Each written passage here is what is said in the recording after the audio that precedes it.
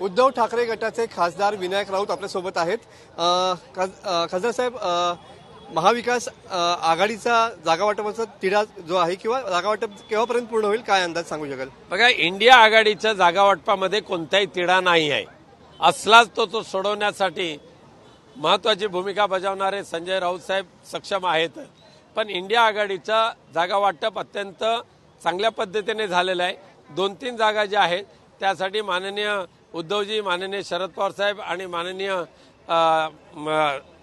नाना पटोले हे बसून त्याच्यावर मार्ग काढतायत। पण महायुतीचा काही तिढा सुटत नाहीये। आज जी दिल्लीमध्ये बैठक होती ती सुद्धा या ठिकाणी रद्द झालेली आहे, काय सांगाल या संदर्भात? भारतीय जनता पक्ष ह्या 2 पक्षांना कवडीची किंमत देते। गद्दार त्यांना माहिती आहे, भाजपाचा गद्दार ते गद्दारच आहेत। आज स्वार्थासाठी शिंदे गट आणि अजित पवार गट आमच्याबरोबर आलेले आहेत। उद्या आमचं कोसळलं हे पुन्हा दुसऱ्या उड्या मारतील हे त्यांना चांगलं माहिती आहे। त्यामुळे ह्यांची जागा त्यांना दाखवण्याचं काम भाजप नक्की करणार। भास्कर जाधव यांनी काल पक्षातलं षडयंत्र या ठिकाणी सांगण्याचा प्रयत्न या ठिकाणी केला।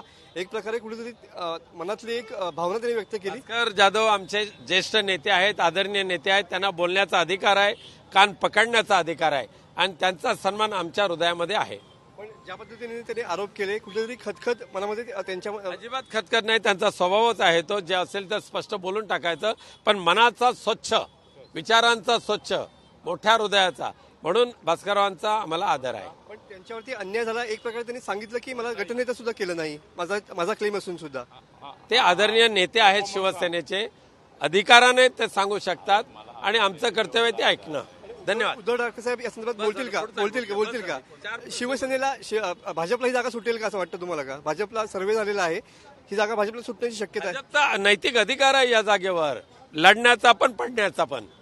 हे होते खासदार विनायक राऊत सर। कॅमेरामॅन समीत गजनेसह मी मनोज नेले, TV9 मराठी, रत्नागिरी।